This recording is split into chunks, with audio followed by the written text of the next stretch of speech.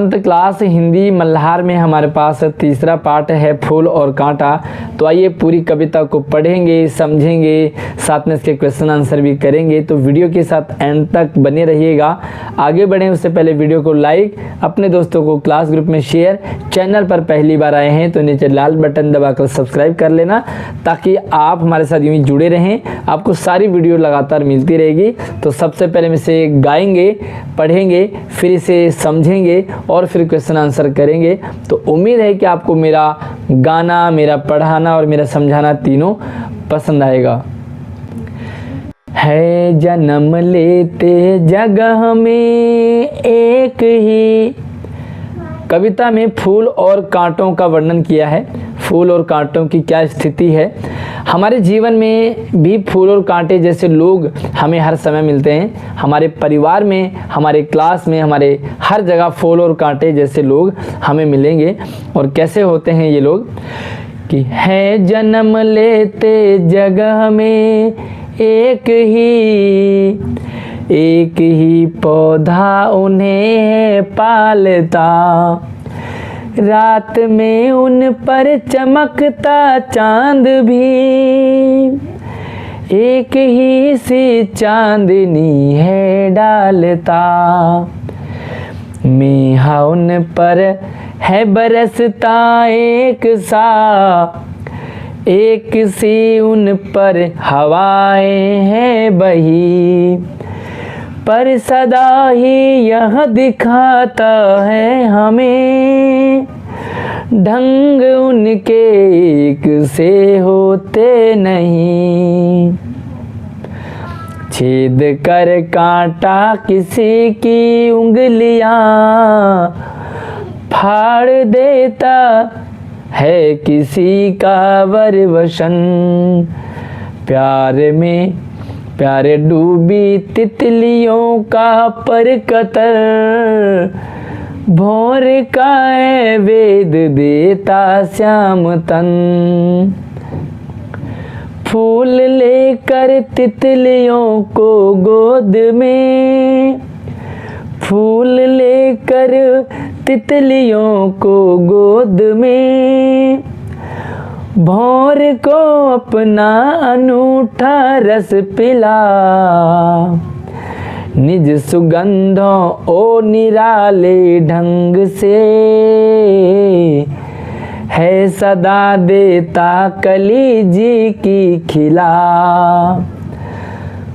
है खटकता एक सबकी आँख में, है खटकता एक सबकी आँख में, दूसरा है सोहता सुरसीस पर। किस तरह कुल की बड़ाई काम दे, जो किसी में हो बड़प्पन की कसर। तो ये कविता है फूल और कांटों का अंतर। अयोध्या सिंह उपाध्याय हरियोद ने ये कविता लिखी है। तो आइए अब इसे समझते हैं। कवि उपाध्याय जी कहते हैं कि है जन्म लेते जगह में एक ही, फूल और कांटे दोनों का नेचर, दोनों का स्वभाव अलग अलग है। फूल सभी लोगों को पसंद आता है, कांटा हर किसी को चुभता है, कांटे को कोई पसंद नहीं करता। आपकी क्लास में भी फूल और कांटे जो जैसे बच्चे मिलते होंगे, आपके घर में भी कुछ फूल जैसे बच्चे जो नाम रोशन कर जाते हैं, कुछ कांटे जैसे बच्चे भी होंगे जो हर टाइम परेशान करते होंगे एक दूसरे को। आपके दोस्तों में भी इसी तरह के नेचर के होंगे। तो आपको कौन सा नेचर अपनाना है, कविता को समझते हैं कि है जन्म लेते जगह में एक ही, फूल और कांटे दोनों एक ही जगह जन्म लेते हैं। यानी कि एक ही बीज, मान लीजिए आप गुलाब का पौधा देख रहे हैं, गुलाब का पौधा एक ही बीज से उत्पन्न होता है, उसी में कांटे लगते हैं, उसी में फूल लगते हैं, और एक ही पौधा उन्हें है पालता।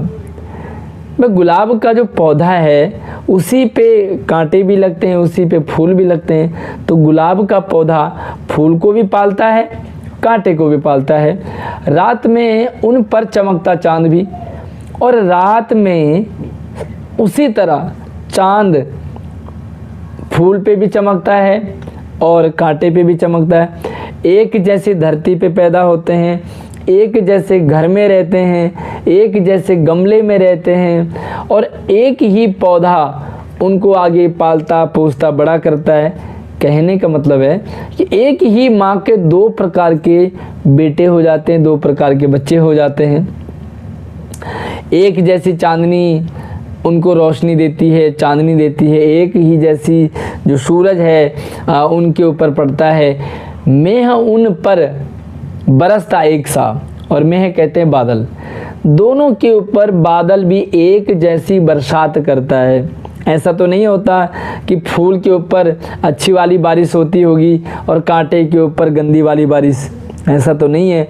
जो बारिश होती है वो एक जैसी होती है और एक सी उन पर हवाएं हैं बही, और जो हवा चलती है तो दोनों पर एक तरह लगती है।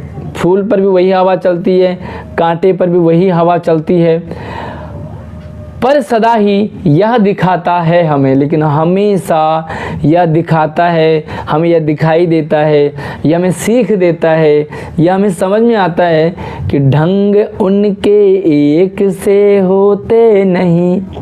फूल का अलग ढंग होता है, कांटे का अलग ढंग होता है। फूल का नेचर अलग, कांटे का नेचर अलग। एक ही माँ की कोख से जन्म लेने के बाद दो अलग अलग प्रकार के बच्चे, आपको किस तरह का बनना है वो समझें। क्या करता है कांटा कि ढंग उनके एक से होते नहीं, कांटे का अलग ढंग है, फूल का अलग ढंग है कि छेद कर कांटा किसी की उंगलियां, कांटा क्या करता है किसी की उंगलियों को छेद देता है, लहूलुहान कर देता है।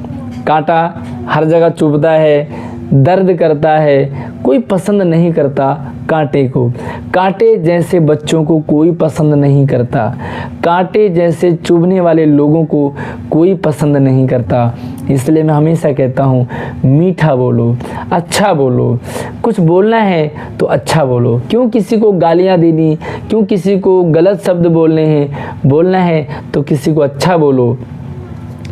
फाड़ देता है किसी का वर वसन, वसन कहते हैं कपड़े। कांटा क्या करता है किसी के कपड़ों में फंसता है और कपड़ों को फाड़ देता है, किसी के हाथों को छेद देता है, हाथों को लहूलुहान कर देता है, कपड़ों में फंसता है तो कपड़ों को फाड़ देता है। कि प्यार डूबी तितलियों का पर कतर, पर कहते हैं पंख, और प्यार से तितलियां कांटों पे बैठती हैं तो कांटे क्या करते हैं उनके पर कतर देता है और उन्हें भी लहूलुहान कर देता है। भंवरों को तितलियों को भी भेद देता है, भौर का है भेद देता श्याम तन। और जो काले काले भौरे होते हैं वो जब गुलाब के पौधे पे बैठते हैं तो जो कांटा है उनके श्याम यानी कि काले काले शरीर को पूरा छेद देता है और लहूलुहान कर देता है। और इसके उल्टा फूल क्या करते हैं कि फूल लेकर तितलियों को गोद में, भौर को अपना अनूठा रस पिला। एक तरफ तो जो कांटे हैं वो भौरों को छेद देता है, उनके पंख छेद देता है, तितलियों को नोच देता है। वहीं फूल क्या करता है कि फूल लेकर तितलियों को गोद में, और फूल जो है अपनी गोदी में तितलियों को बिठाता है, बड़े आराम से झुलाता है तितलियों को, फूल अपनी गोदी में लेता है। और भौर को, भौरे जो होते हैं, जो मधुमक्खियाँ होती हैं, जो कीट पतंगे होते हैं, उनको अपना अनूठा बड़ा मीठा रस पिलाती है ना। एक ही पौधे में जन्म लेना, एक ही जगह पर जन्म लेने के बावजूद कांटे का अलग नेचर, फूल का अलग नेचर। भौरों को तितलियों को छेद देता है कांटा, वहीं भौरों को अपनी गोद में बिठाता है फूल, और तितलियों को गोद में बिठाएगा, भौरों को अपना मीठा रस पिलाता है। निज सुगंध और निराले ढंग से है सदा देता कली जी की खिला। और सब जगह सबको सुगंधित हवा फैलती है। फूलों की जो खुशबू होती है ना, क्या सुगंधित होती है, सब लोग मस्त हो जाते हैं, बड़े मदमस्त हो जाते हैं। है खटकता एक सबकी आँख में। दोनों का नेचर देखो, एक सबकी आंख में खटकता है। एक बच्चा, एक ही माँ के दो प्रकार के बेटे। एक के लिए माँ कहती है कि मेरा बेटा नहीं बल्कि मेरे बुढ़ापे का सहारा है, उस पूरी सेवा करे मम्मी पापा की, बहुत अच्छी पढ़ाई करे, अच्छे अच्छे नंबर लेकर के आए, कहना माने, बहुत मतलब सेवा करे, सारी बातें माने मम्मी पापा की। एक वो बेटा है। और दूसरा वो बेटा जिसने जीना हराम कर रखा है। जब देखो छेड़ाखानी, जब देखो लड़ाई झगड़े, जब देखो कोई ना कोई शिकायत लेके आ जाता है। मम्मी पापा परेशान हैं इनसे, भाई बहनों में लड़ेगा, स्कूल में लड़ेगा, यहाँ से शिकायत वहाँ से शिकायत। तो क्या करता है कि है खटकता एक सबकी आँख में। एक जो कांटों की तरह बच्चा है वो सबकी आंख में खटकता है, कोई देखना पसंद नहीं करता, अपने पास बिठाना पसंद नहीं करता। क्लास में बच्चे दूर भागते हैं, घर में भाई बहन दूर भागते हैं, मम्मी पापा उसे दूर भगाते हैं। और समाज गली में जाते जब खेलने तो सारे लोग अपना खेल बंद कर देते हैं। अपना नेचर कांटों वाला मत बनाइए, वरना लोग सब दूर हो जाएंगे आपसे। मम्मी पापा पसंद नहीं करेंगे, दोस्त साथ में रहना पसंद नहीं करेंगे, कोई साथ बैठना पसंद नहीं करेगा, कोई आपके साथ खेलना पसंद नहीं करेगा, क्योंकि आप सबकी आंख में खटकोगे। दूसरा है सोहता सुरशीस पर। और दूसरा यानी कि फूल जैसा बच्चा हर किसी को पसंद है। देवता लोग भी अपने सर पे लगाते हैं। माँ सरस्वती कमल के ऊपर खिल रही है, लक्ष्मी बैठी हुई है, सरस्वती माँ बैठी हुई है। साथ में आपने देखा होगा कि बहुत सारे लोग अपने लड़कियाँ अपने बालों पे क्या लगाती हैं, फूल लगाती हैं।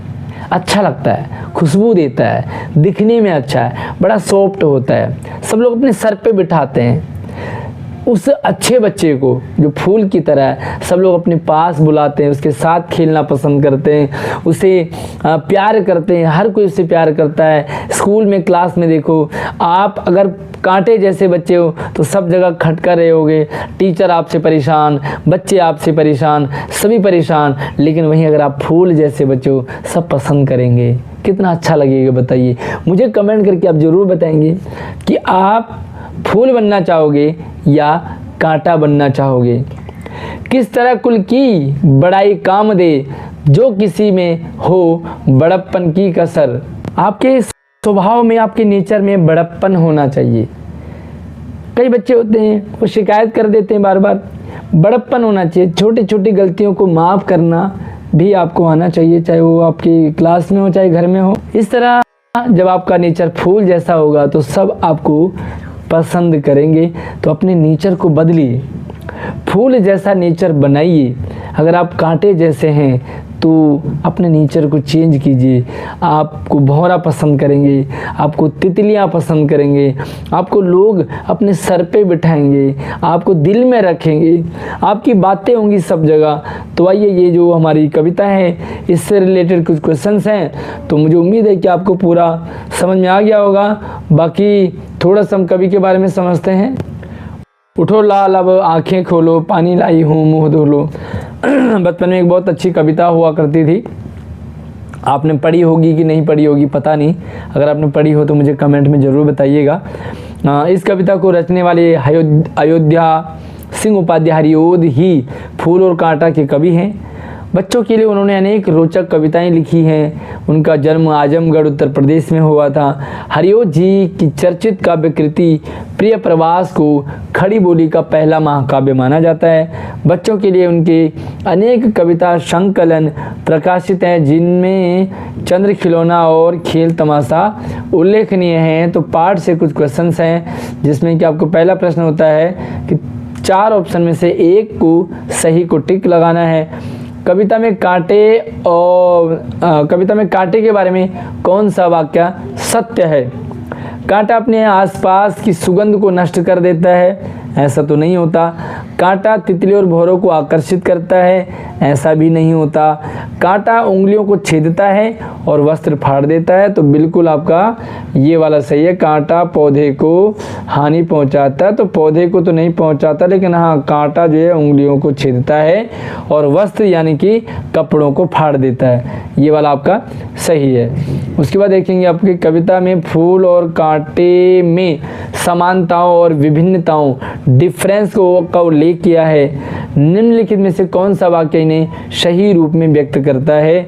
फूल और कांटे का अंतर आपको पहचानना है। फूल सुंदरता का प्रतीक, कांटा कठोरता का। सही लग रहा है। फूल और कांटे के बारे में लोगों के विचार समान होते हैं, बिल्कुल ऐसा नहीं है, दोनों के अलग अलग नेचर होता है। फूल और कांटे एक ही पौधे पर उगते हैं लेकिन उनके स्वभाव भिन्न भिन्न होते हैं, ये भी सही लग रहा है। फूल और कांटे को समान देखभाल मिलती है फिर भी उनके रंग ढंग अलग होते हैं, तो इनका अंतर आपको किस में दिख रहा है? तो आप देखोगे कि जो नीचे वाले के दोनों हैं वो सही उत्तर है ना, ये दोनों सही उत्तर हैं, क्योंकि इसमें एक से ज़्यादा उत्तर भी हो सकते हैं। तो फूल और कांटे एक ही पौधे पर उगते हैं लेकिन उनके स्वभाव भिन्न भिन्न होते हैं, ये बिल्कुल सही है। फूल और कांटे को समान देखभाल मिलती है फिर भी उनके रंग ढंग अलग होते हैं, ये भी बिल्कुल इन दोनों के स्वभाव को अलग अलग करता है। फूल सुंदरता का प्रतीक है और कांटा कठोरता का, ये भी हो सकता है, लेकिन सबसे ज़्यादा आपके नीचे के दोनों सही हैं। अगला है, कविता के आधार पे कौन सा निष्कर्ष उपयुक्त है?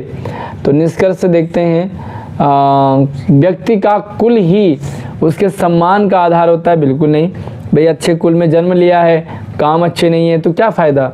देखिए कांटा भी उसी कुल में जन्म लेता है और फूल भी, लेकिन कांटे के कर्म अच्छे नहीं है तो वो समान कैसे हो सकता है? व्यक्ति के कार्यों के कारण ही लोग उसका सम्मान करते, बिल्कुल सही बात है भाई। आपके कैसे काम हैं उसी तरह आपका लोग सम्मान करेंगे। आप उल्टे काम कर रहे हो, आप सबसे लड़ाई झगड़े कर रहे हो, गाली गलौज करते होंगे, मारपीट करते होंगे, पढ़ते नहीं होंगे, कौन सम्मान करेगा आपका, है ना? तो दूसरा सही लग रहा है। आगे देखते हैं, कुल की प्रतिष्ठा हमेशा व्यक्ति के गुणों से बड़ी होती है। ऐसा नहीं है, गुण बड़े होते हैं, प्रतिष्ठा भले ही कितनी बड़ी पोस्ट पे हो, अगर उसके अंदर क्वालिटी नहीं है तो कोई इज्जत नहीं करता। अगला है, यदि व्यक्ति अच्छे कार्य करता है तो उसके कुल की प्रसिद्धि मिलती है। तो ऐसा ये हो भी सकता है, लेकिन जो सबसे उपयुक्त है वो आपका कौन सा लग रहा है? तीसरा लग रहा है, कुल की प्रतिष्ठा हमेशा व्यक्ति के गुणों से बड़ी नहीं, व्यक्ति के कार्यों के कारण ही लोग उसका सम्मान करते हैं। इस तरह से आप कह सकते हैं कि इसका दूसरा वाला सही है, और इसका यदि व्यक्ति अच्छे कार्य करता है तो उसकी कुल की प्रसिद्धि होती है। अच्छा काम करेगा तो उसमें कुल को भी प्रसिद्धि मिलती है। तो आप ये दोनों आप स्टार लगा सकते हैं, दोनों सही है। कविता के अनुसार निम्नलिखित में से कौन सा कथन बड़प्पन के लिए सर्वाधिक उपयुक्त है? धन दौलत और ताकत से व्यक्ति के बड़प्पन का पता चलता है। ऐसा नहीं है, धन दौलत कई लोगों के पास होता है लेकिन वो बड़प्पन में नहीं रहते हैं। कुल के बड़प्पन की प्रशंसा व्यक्ति की कमियों को ढक देता है, कुल का बड़प्पन ऐसा भी नहीं है भाई। अच्छे कुल में जन्म लेने के बावजूद अगर आपके गलत कर्म हैं तो ये तो निकलते हैं। बड़प्पन व्यक्ति के गुणों, स्वभाव और कर्मों से पहचाना जाता है, बिल्कुल सही बात है। कुल का नाम व्यक्ति की में बड़प्पन की पहचान का मुख्य कारण है, आधार है। तो आप सही आंसर है आपका, बड़प्पन व्यक्ति के गुणों, स्वभाव और कर्मों से पहचाना जाता है। हो सकता है आपके अलग अलग आंसर होंगे या आपके एक के दो आंसर होंगे, तो इसमें कोई दिक्कत वाली बात नहीं है। अब हम करते हैं पंक्तियों पे चर्चा। तो पंक्तियों पे चर्चा में आपने समझना है और इन पंक्तियों का अर्थ आपको बताना होगा। तो अर्थ आपको लिखना है कि इन पंक्तियों का अर्थ क्या है। अपनी क्लास में भी आप डिस्कस करेंगे, कॉपी में भी लिखेंगे। तो आइए मैं आपको इनके आंसर दिखाता हूँ। तो पहला जो हमारे पास काव्य है और इसका आपको आंसर करना है, तो स्क्रीन पे आपके हैं। में उन पर है बरसता एक सा, प्रकृति की परिस्थितियाँ जैसे बादल का बरसना, हवाओं का बहना आदि सभी परिस्थितियाँ फूल और कांटे के लिए समान होती है। एक ही टीचर पढ़ाता है हर बच्चे को, पूरी क्लास को। एक ही मम्मी पापा अपने परिवार में अपने सभी बच्चों को एक जैसा प्यार देते हैं, एक जैसा माहौल देते हैं। फिर भी एक बच्चा डॉक्टर बन जाता है और दूसरा बच्चा जो है वो किसी काम के लायक नहीं होता। एक बच्चा पुलिस वाला बन जाएगा, दूसरा चोर बन जाता है। तो एक ही जैसे माहौल में रहने के बावजूद अलग अलग लोगों का स्वभाव हो जाता है। फिर भी इनके स्वभावगत अंतर हो जाता है। ठीक इसी तरह हालात समान होने पर भी व्यक्ति स्वभाव या व्यवहार में भिन्न हो जाते हैं, भले ही हालात समान हो। भाई कई लोग बहुत ज़्यादा परेशान तो रहते हैं लेकिन फिर भी वो सबकी सेवा करते हैं, और कई लोगों को देखा है कि उनके पास बहुत कुछ है, कर सकते हैं लेकिन करते नहीं हैं। फूल और कांटे का प्रतीकात्मक प्रयोग कर कवि ने हमें प्रत्यक्ष रूप से यह समझाने का प्रयास किया है कि व्यक्ति के स्वभाव और दृष्टिकोण पर निर्भर करता है कि वह फूल की तरह सुख दे कि कांटे के समान दुख दे। अगला प्रश्न है, तो अगला स्क्रीन पे है, किस तरह कुल की बड़ाई काम दे जो किसी में हो बड़प्पन की कसर। तो उच्च कुल में जन्म लेना ही मात्र किसी की विशेषता या गुण नहीं है। आपने अच्छे घर में जन्म लिया, आपके घर में सारे पढ़े लिखे हैं, ज़रूरी नहीं है कि आप भी समझदार होंगे। आपके घर में आपके पेरेंट्स पढ़े लिखे हों, आपके घर में सारे लोग अच्छी क्वालिफिकेशन रखते हों, अच्छी पोस्ट पे हों, आप भी होंगे ऐसा नहीं है। इसके उल्टा भी हो सकता है, कई बार घर की स्थिति माहौल बहुत ख़राब होती है, बच्चा देखता है कि कहाँ से हमारे घर वाले हमारे लिए ला रहे हैं, कहाँ से कॉपी पेन की व्यवस्था करते हैं, वो बच्चा बहुत आगे बढ़ जाता है ना। उच्च कुल में जन्म लेना ही एकमात्र किसी की विशेषता या गुण नहीं है, जब तक कि व्यक्ति के व्यवहार में विनम्रता, दया, परोपकार आदि का भाव न हो। यदि किसी व्यक्ति के भीतर गुणों की कमी हो, उनके व्यवहार या चरित्र में महानता न हो, तो एक श्रेष्ठ कुल या ऊंचे परिवार में जन्म लेना भी बेकार हो जाता है। तो सिर्फ परिवार में ही जन्म लेना अच्छा नहीं होता। कहने का अभिप्राय भाव ये है कि व्यक्ति स्वयं अपने आचरण और गुणों से अपने कुल का नाम ऊंचा करता है तथा उसे सार्थक बनाता है। कर्म से अच्छे कुल में जन्म लेने के बाद करनी अगर खराब हो तो कबीरदास जी ने भी कहा कि ऊंचे कुल का जन्मिया जे करनी ऊंच न होए। अगर आप उच्च कुल में जन्म लेते हैं, आपके कर्म अच्छे नहीं हैं तो आप किसी काम के नहीं हैं। अगला सवाल है, मिलान करें। तो आपको क्या करना है, मिलान करना है। और आपको कुछ यहाँ पे शब्द दे रखे हैं इस कविता में। फूल और कांटा के उदाहरण द्वारा लोगों की स्वभाव व्यवहार के अंतर और समानता की ओर संकेत किया है। दूसरे शब्दों में फूल और कांटा प्रतीक के रूप में प्रयोग किए हैं। फूल और कांटा सिर्फ एक समझाने के लिए, बाकी आपको ये समझाया जा रहा है कि एक ही क्लास में पढ़ने के बावजूद अलग अलग नेचर के बच्चे हो जाते हैं। एक ही टीचर आपको सबको पढ़ाता है, कोई बच्चा बहुत अच्छा बन जाता है, टॉपर बन जाता है, कोई बच्चा फेल हो जाता है। एक ही मम्मी पापा एक ही परिवार में सभी बच्चों का एक ही जैसा भरण पोषण करते हैं, एक ही जैसा माहौल देते हैं, फिर भी एक बच्चा IAS बन जाएगा, IPS बन जाता है, दूसरा बच्चा चोर बन जाता है। तो ये नेचर आपको बता रहे हैं कि आपको किस तरह का नेचर रखना है। दूसरे शब्दों में फूल और कांटा प्रतीक के रूप में प्रयोग किए गए।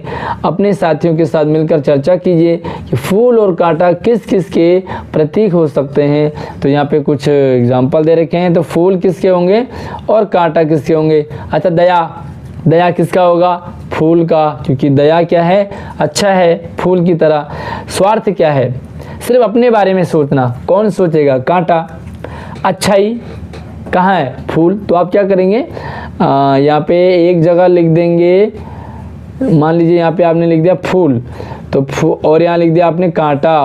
तो फूल में क्या लिखोगे, दया फूल में है, अच्छाई फूल में है, सुख फूल में है, सुंदरता फूल में है, कोमलता फूल में है, परोपकार फूल में है, प्रेम फूल में है, ठीक है, और प्रसन्नता फूल में है, ये वाली प्रसन्नता, आनंद फूल में है, कोमलता फूल में है।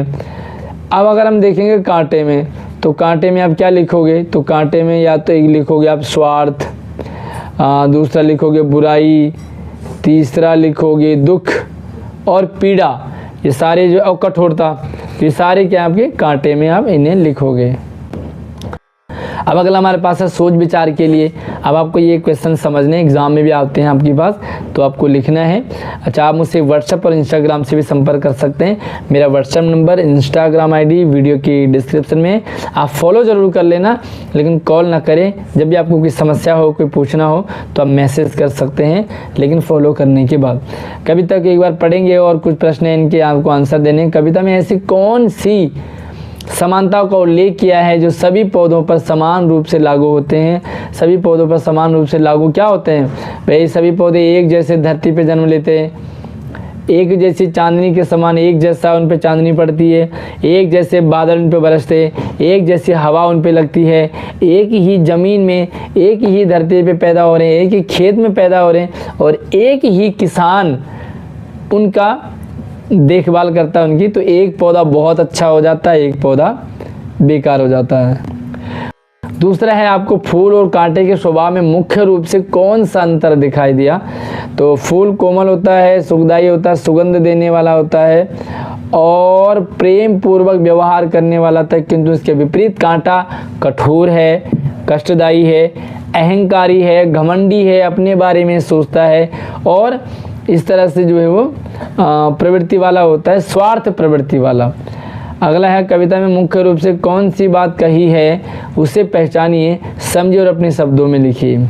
मुख्य रूप से कौन सी बात कही है? तो मुख्य रूप से नेचर की यहाँ पे बात हो रही है। तो आइए देखते हैं यहाँ पे आंसर। इस कविता में मुख्य रूप से यह बात कही है कि व्यक्ति का स्वभाव ही उसे महानता और हीनता, बहुत बड़ा बना देगा, बहुत छोटा बना देगा। हमें फूल की भांति विनम्र होना चाहिए, सेवा भाव होना चाहिए, दूसरों के लिए हम सोच रहे हों, हम मम्मी पापा की सेवा करें, खूब पढ़े लिखे अच्छे इंसान बने, ना कि कांटे जैसा जो दूसरों को पीड़ा दे, दुख दे। कुल जाति या परिस्थितियां नहीं, अपितु व्यक्ति की आचरण, नेचर, स्वभाव ही उसकी असली पहचान होती है। तो कभी ये ना कहें कि मैं टीचर का बेटा हूँ, मैं डॉक्टर का बेटा हूँ, मैं इंजीनियर का बेटा हूँ, मैं राजा का बेटा हूँ, मेरे पापा के पास, मम्मी के पास इतना पैसा है, इतना नहीं। आप क्या हैं वो देखिए, आप कितना पढ़ रहे हैं वो इम्पोर्टेंट है। आपके घर वाले ने क्या रखा आपके लिए, ये कोई भी इम्पोर्टेंट नहीं है। अगला है, किस तरह कुल की बड़ाई काम दे जो किसी में हो बड़प्पन की असर? उदाहरण देकर समझाइए। इस पंक्ति में बताया कि कुल की प्रतिष्ठा तब तक कोई मायने नहीं रखती जब तक व्यक्ति का स्वभाव, उसके कर्म अच्छे न हो। भाई बड़प्पन कुल में नहीं दिखना चाहिए, बड़ा कुल, अच्छे लोग मेरे परिवार में, लेकिन मैं अच्छा नहीं हूँ तो क्या फ़ायदा? मेरे घर में सारे पढ़े लिखे हैं, सबके अच्छी नौकरी है, लेकिन मैं तो पढ़ ही नहीं रहा हूँ ना, तो क्या मेरी नौकरी लगेगी? नहीं लगेगी। तो कुल तभी है जब आपके कर्म अच्छे हैं। इस बात को एक उदाहरण देकर समझा जा सकता है कि दुर्योधन जो धृतराष्ट्र का पुत्र था, राजा का पुत्र था धृतराष्ट्र, लेकिन सारे वंश का सत्यानाश कर दिया। वह अपने अहंकार, द्वेष, घमंड के कारण बड़ा निंदनीय बना। आज भी कोई अपने बेटे का नाम दुर्योधन नहीं रखता, क्योंकि दुर्योधन बड़ा गंदा नाम आया, जिसने धृतराष्ट्र को ही नहीं डुबाया बल्कि पूरे राज को डुबा दिया और इतनी बड़ी महाभारत लड़ाई को करवाया। अगला है कि है खटकता एक सबकी आंख में, दूसरा है सोहता सुरशीस पर। कैसे लोग स्वभाव के व्यक्तियों की प्रशंसा करते हैं और कैसे स्वभाव वाले लोगों से दूर रहना पसंद करते हैं? बहुत बढ़िया सवाल है। आप इसे ज़रूर अपने अंदर उतारिए कि आपको कैसा बनना है। लोग ऐसे स्वभाव के व्यक्तियों की प्रशंसा करते हैं जो फूल की बातें, विनम्र हो। आहा, क्या बोलने का तरीका होता है। कुछ लोग बड़ा मीठा बोलते हैं, बहुत प्यार से बोलते हैं। वो बच्चे शिकायत भी करेंगे तो ऐसे शिकायत करते हैं जैसे तारीफ कर रहे हो, है ना। और कुछ के बोलने का तरीका इतना गंदा होता है कि लोग इनसे पसंद ही नहीं करते उन्हें, है ना।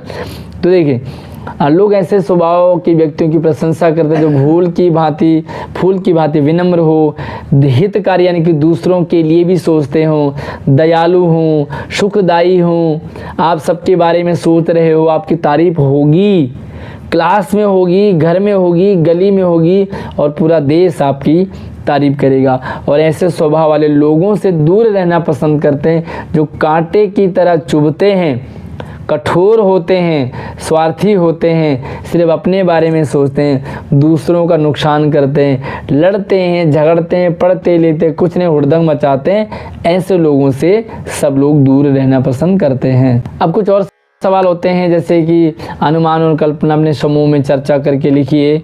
बादल, तो बादल क्या करते हैं, कल्पना कीजिए कि चांदनी, हवा और मेघ यानी कि बादल केवल एक पौधे पर बरसते, बाकी पौधे इन सब के बिना कैसे दिखेंगे और उनके जीवन पर क्या प्रभाव पड़ेगा। अरे बढ़िया सवाल है। आप कल्पना कीजिए कि कोई बादल या सूरज की रोशनी या हवा कुछ पेड़ों पे लगे और कुछ पे ना लगे, कैसा होगा। कल्पना कीजिए कि आपके घर में कोई चीज़ आई है, एक ही बच्चे को दी और दूसरे को नहीं दी, कैसा रहेगा। सोचो आपके घर में 4 बच्चे हैं, 2 को तो बहुत बढ़िया पढ़ा रहे हैं और 2 से घर का काम करवा रहे हैं, कैसा रहेगा। सोचो आपके स्कूल में कुछ बच्चों को अंदर एसी रूम में पढ़ाया जा रहा है और कुछ बच्चों को बाहर धूप में खड़ा कर दिया जाए, कैसा रहेगा। क्या समान रहेगा? नहीं। अब आइए देखते हैं। चांदनी के बिना पौधे अहंकार में, अंधकार में रहेंगे, वे मुरझाने लगेंगे क्योंकि उन्हें रात में चंद्रमा की शीतलता प्राप्त नहीं हो सकेगी। हवा के बिना बाकी पौधे ठीक से बड़े नहीं हो सकते। पौधों को बड़ा होने के लिए हवा की ज़रूरत पड़ेगी, वो मुरझाने लगेंगे, उनकी पत्तियां सूखने और गिरने लगेंगी। मेघ यानी कि बादल के जल के बिना अन्य पौधे प्यासे रह जाएंगे, उनका जीवन समाप्त हो जाएगा क्योंकि उनकी मिट्टी सूख जाएगी। इन सब के बिना बाकी पौधे मुरझाए हुए रहेंगे। तो है अच्छा, मतलब, लेकिन ऐसा नहीं होता। प्रकृति ने सबके लिए बराबर व्यवस्था कर रखी है। अब उसके बावजूद भी सारे बच्चे क्लास में एक जैसे होते हैं, टीचर सबको एक जैसा पढ़ाता है, लेकिन कुछ बच्चे पढ़ते हैं, कुछ नहीं पढ़ते हैं। जिनको बहुत बड़ा इंसान बनना है वो अपने पूरे फोकस को टीचर पर रखते हैं, उनकी बात सुनते हैं। जिनको कुछ नहीं बनना, उड़दंग मचाना, वो दूसरों पे इधर उधर देखेंगे और अपना टाइम पास करके स्कूल से घर आ जाएंगे। ऐसे बच्चे ना ये पढ़ पाते हैं, ना ही ये समझदार बनते हैं, ना इनके अच्छे नंबर आते हैं, ना ही ये बड़ा इंसान बन पाते हैं। लेकिन आपको ज़रूर बनना है। सोचो ऐसा होता यदि सभी पौधे एक जैसे होते तो दुनिया कैसी लगती। सारे पौधे एक जैसे होते, आम का पेड़ भी वैसा ही, केले का पेड़ भी वैसा ही। यदि सभी पौधे एक जैसे होते तो दुनिया में सब जगह एक ही आकार की पत्तियां, रंग, सुगंध वाले फूल होते, एक ही फल मिलता। देखो आपको तरह तरह के फल मिलते हैं, अंगूर मिलते हैं, आम मिलते हैं, केले मिलते हैं, अलग अलग टाइप के फल खाते हैं आप। सोचो एक ही पेड़ होता, सिर्फ आम खाते रहते, बोर हो जाओगे ना। आप क्या करेंगे और कैसा रहेगा, आपको कैसा लगेगा। एक जैसे पेड़ सारे हो जाएंगे तो कमेंट करके ज़रूर बताना। इस एक रूपता से दुनिया नीरस और उबाऊ लगती है, कहीं कोई नयापन नहीं, कहीं विविधता नहीं। मनुष्य को प्रकृति से किसी प्रकार की प्रेरणा नहीं मिलती, वह प्रेरणा रहित हो जाता। भाई कोई पेड़ हमें बड़ा होना सिखाता है, कोई पेड़ में झुकना सिखाता है, कोई पेड़ में छाया देना सिखाता है, कोई पेड़ में खुशबू देना सिखाता है।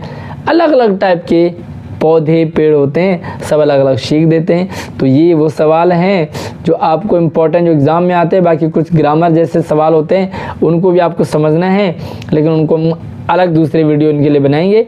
बाकी मुझे कमेंट करके ज़रूर बताइएगा कि आपको हमारी वीडियो, मेरा पढ़ाना, मेरा गाना, मेरा समझाना कैसा लगा। एक प्यारा सा कमेंट आप ज़रूर रखें। बाकी सारे जो चैप्टर्स की वीडियो मैं डिस्क्रिप्शन में डाल दूँगा, वहाँ से आप दूसरे वीडियो, दूसरे चैप्टर देख सकते हैं। बाकी चैनल को सब्सक्राइब कीजिएगा। जय हिंद।